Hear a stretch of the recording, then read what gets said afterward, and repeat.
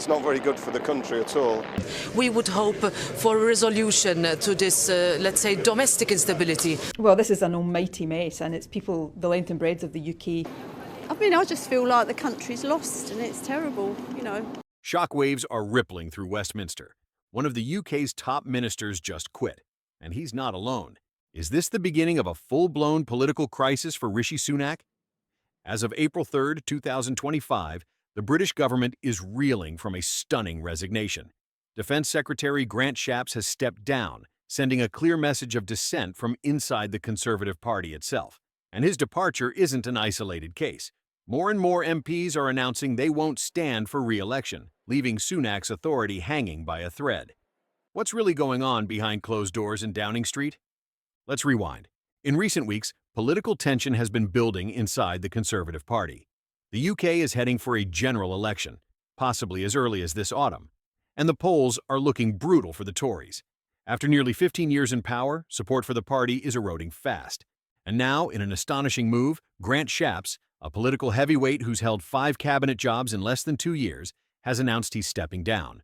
According to the BBC's exclusive report, Shapps said he wants to spend more time with his family. But insiders aren't buying it. The timing is suspicious, and the message is loud. Even senior Conservatives don't believe they can win the next election. Shapps joins a growing list of more than 60 Tory MPs who have confirmed they won't contest their seats. For a sitting government, that's an extraordinary number. Compare that to the mass MP exodus before Labour's 1997 landslide, and the pattern is hauntingly similar. First, this isn't just about Grant Shapps. Other prominent MPs stepping down include former ministers like Nadhim Zahawi and Chloe Smith. These aren't backbenchers. These are experienced political figures, and their exits signal a loss of faith in both the leadership and the party's electoral chances. Second, Rishi Sunak is facing a nightmare. His party is divided, his public approval is slipping, and now his own ministers are walking away before the battle even begins. For a prime minister who promised to bring stability and integrity back to government after the chaos of Boris Johnson and Liz Truss, this is looking more like a slow-motion implosion. Third, the opposition smells blood. Labour leader Keir Starmer is already preparing for government. Polls show Labour consistently leading by double digits, and the Conservative exodus only strengthens their narrative that the Tories are out of steam and out of ideas. So, what does all of this mean? Supporters of the Prime Minister argue this is a natural part of political turnover. They say the party is refreshing itself, getting rid of the old guard and bringing in new talent ahead of the election. They insist Rishi Sunak is focused, determined, and has a vision for Britain's future. But critics paint a very different picture. They say the party is collapsing from within. They point to a lack of unity, a vacuum of bold ideas, and a prime minister who looks more like a caretaker than a leader. And they warn that Sunak is running out of time and allies to turn things around. The broader implications are huge. With instability in Westminster, the government's ability to govern is weakened. Policy-making slows down, international allies take notice, and voters lose confidence in the system itself. The UK is already struggling with economic uncertainty, public service cuts, and growing social unrest. The last thing it needs is a leadership vacuum at the top. And yet, that's exactly what many believe is happening. So here's the million-pound question. Is Rishi Sunak in control of his government, or is he the captain of a sinking ship? With top ministers resigning and dozens of MPs jumping overboard, the signs of collapse are hard to ignore. The next general election is fast approaching, and if the current trend continues, we could be looking at a historic political wipeout. But what do you think? Is this just pre-election house cleaning, or a desperate retreat before defeat? Can Sunak salvage his party's future, or is it already too late? Drop your thoughts in the comments. We want to hear from you. And don't forget to like, share, and subscribe for more explosive political updates every single week. Stay tuned. China, first row. China, 67%. That's tariffs charged to the USA, including currency manipulation and trade barriers. So 67%. Is this the beginning of a full-scale global trade war? Or is it the bold move America needs to reclaim its dominance? In a stunning announcement that's already sending shockwaves through global markets, Donald Trump is promising to slap aggressive reciprocal tariffs on all trading partners if re-elected. The message is clear. The gloves are off. As of April 2, 2025, Trump doubled down on his hardline America First trade stance, declaring in a speech that countries that impose higher tariffs on U.S. goods will face the exact same treatment in return. Supporters call it long overdue justice. Critics warn it's economic suicide. But either way, the 2024 frontrunner is signaling that global trade as we know it is on the verge of radical change. Let's rewind. Trump's presidency from 2017 to 2021 was marked by a combative trade war with China, tariff hikes across the board, and a relentless campaign to bring manufacturing back to American soil. Fast forward to 2025, and with his re-election campaign in full swing, he's not only reviving those policies, he's turning up the heat. The new reciprocal tariff plan means that if China, for instance, taxes U.S. autos at 40%, the U.S. will impose an identical 40% tax on Chinese cars. If India slaps a 60% duty on American electronics, America will return the favor. In Trump's words, it's all about fairness. If they charge us, we charge them, he said at a rally in Michigan. But beneath the applause lines lies a complex, high-stakes economic gamble.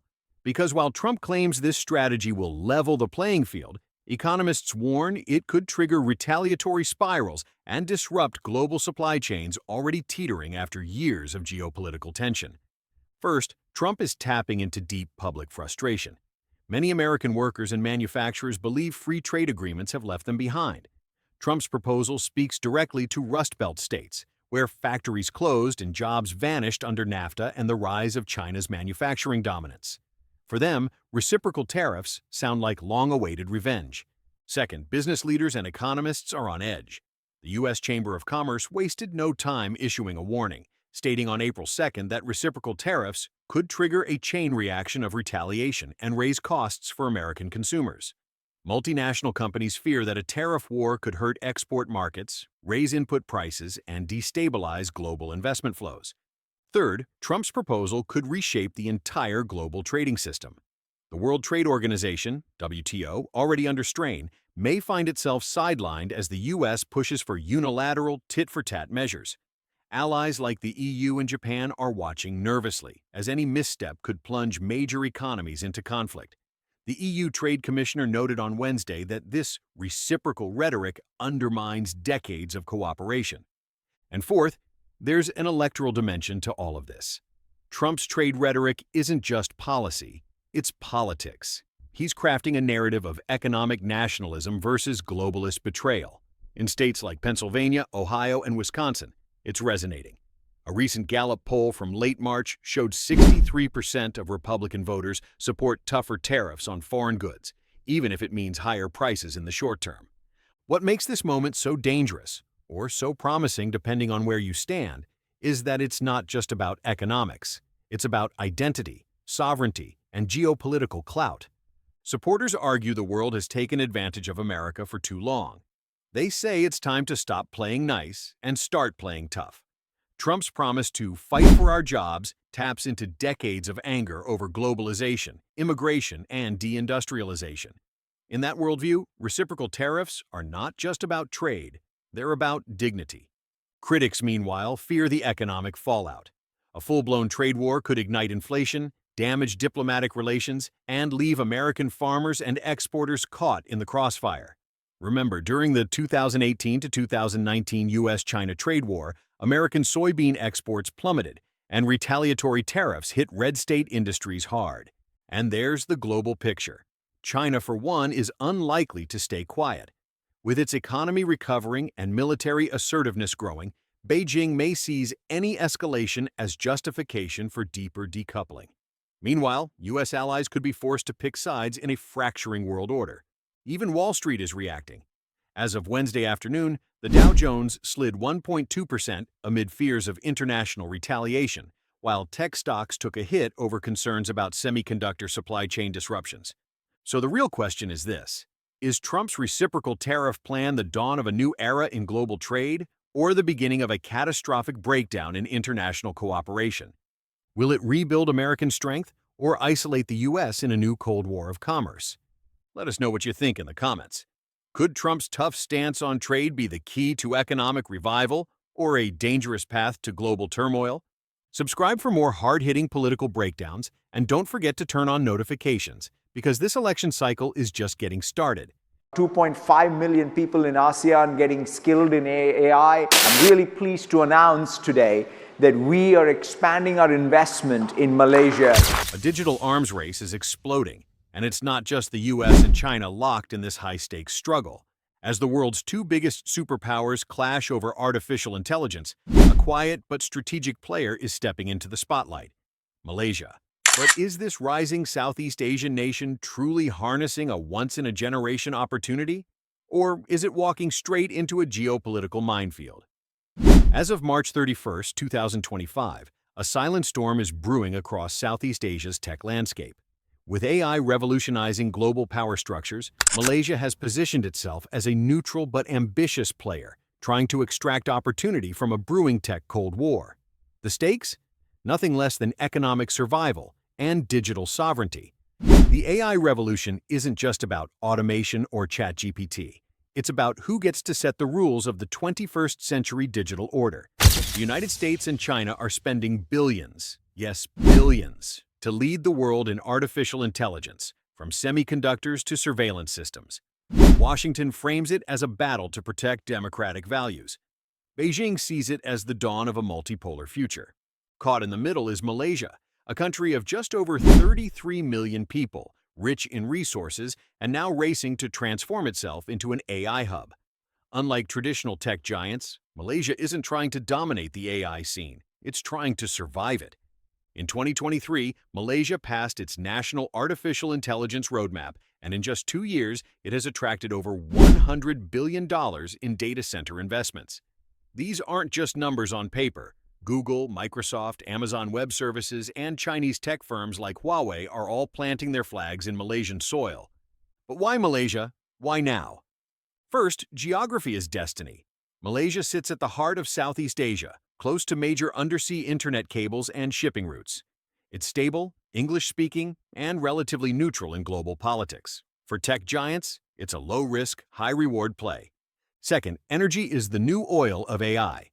Running large-scale AI models requires massive electricity, and Malaysia, particularly the state of Johor, is offering cheap, abundant power.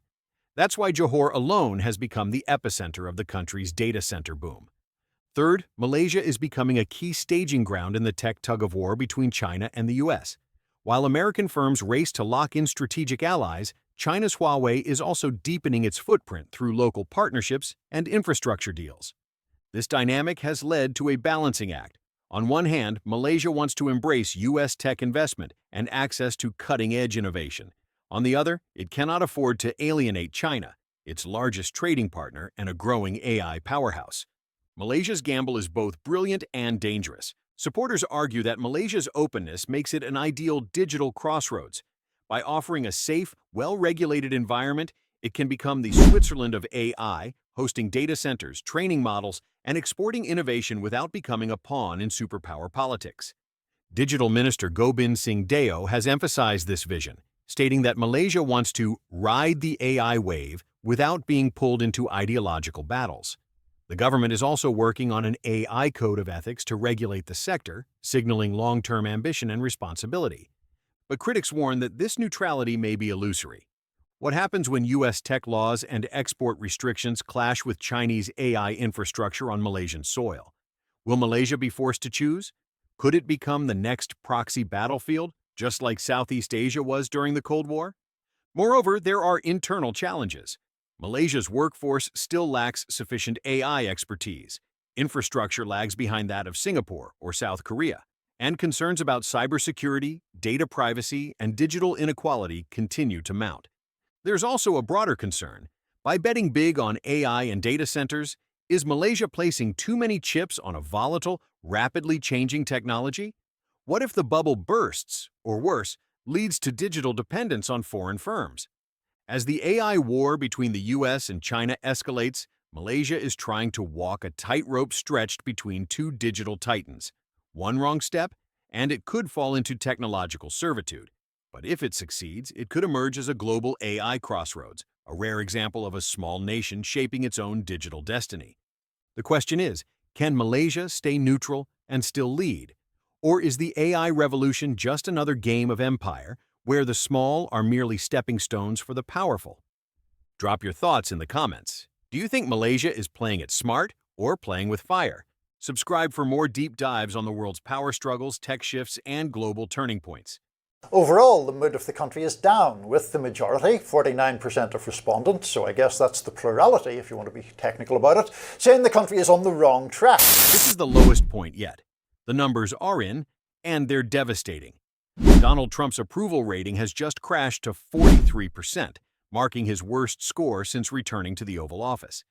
With just over a year until the 2026 midterms and major battles looming over immigration, the economy, and foreign policy, this poll may be the clearest signal yet. Trump's grip on power is slipping. So, what exactly is behind this dramatic drop? Is Trump's second-term momentum faltering, or is this just another media spin ahead of a bigger political realignment? Let's break down what the numbers really say, and what it could mean for Trump, the GOP, and America's future. As of April 2, 2025, a new Reuters Ipsos poll has revealed that President Donald Trump's national approval rating has fallen to 43%, a sharp decline from previous weeks and the lowest since he returned to office in January 2025. The poll, conducted between March 29th and April 1st, surveyed over 1,000 adults nationwide. And while some supporters still remain loyal, the cracks are becoming harder to ignore. This comes at a critical juncture for Trump's presidency. Having returned to power after a contentious and narrow win in 2024, he spent his early months in office pushing aggressive executive orders on border control, trade, and education, all while dealing with mounting legal chaos, a shaky stock market, and escalating tensions abroad. Now, it seems that the political honeymoon is over. First, immigration is emerging as one of the most volatile fault lines. Trump's sweeping executive action in March to deploy military units to the southern border and dramatically expand deportations has drawn fierce backlash from human rights groups, state governors, and even moderate Republicans. Critics say it mirrors his 2017 tactics, but with even less room for compromise. Second, the economy is showing signs of fatigue. Despite promises of a manufacturing revival and a second round of tax cuts, inflation remains stubbornly high. Gas prices are climbing again, and consumer confidence, especially among independents, has started to erode.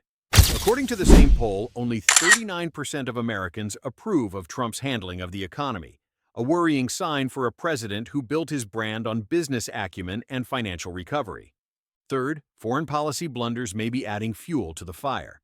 From heightened tensions with Iran to the recent spat with NATO allies over funding and defense obligations, Trump's America First doctrine appears to be causing more isolation than strength. And then there's the legal storm still hanging over him. Multiple lawsuits tied to his businesses and alleged obstruction cases from his previous term are slowly creeping back into headlines. While they've yet to produce major legal consequences, the constant drumbeat is exhausting an electorate desperate for stability. So, what does all this mean?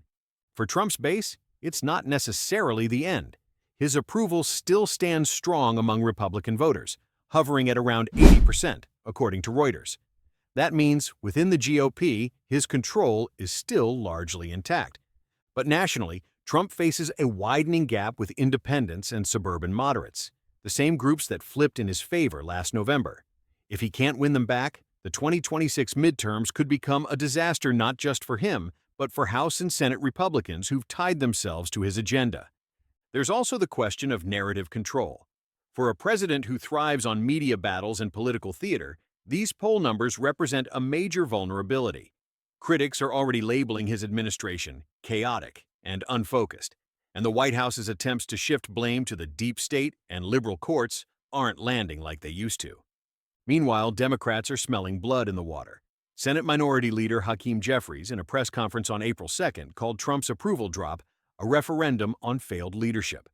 Progressives are pushing hard on economic justice and climate policy, framing Trump's administration as out of touch with the real needs of working Americans. Still, Trump has proven time and again that he can bounce back from low numbers. In 2016, 2019, and even during the early COVID era, his poll ratings dipped dramatically, only for him to find a way to recapture momentum. The question is, can he do it again? Or is this time different? This latest poll might be just one data point, but it sends a powerful message. The aura of invincibility is fading. Trump's 2024 comeback shocked the world. But less than 100 days into his second term, that momentum is already being tested by political gridlock, economic anxieties, and a public growing weary of division. Will Trump adapt and regain control, or will this be the first sign of a dramatic unraveling? What do you think? Is Trump's second term already falling apart, or is the media jumping the gun? Let us know in the comments, and don't forget to like, share, and subscribe for more deep dives into the world of global power and political upheaval.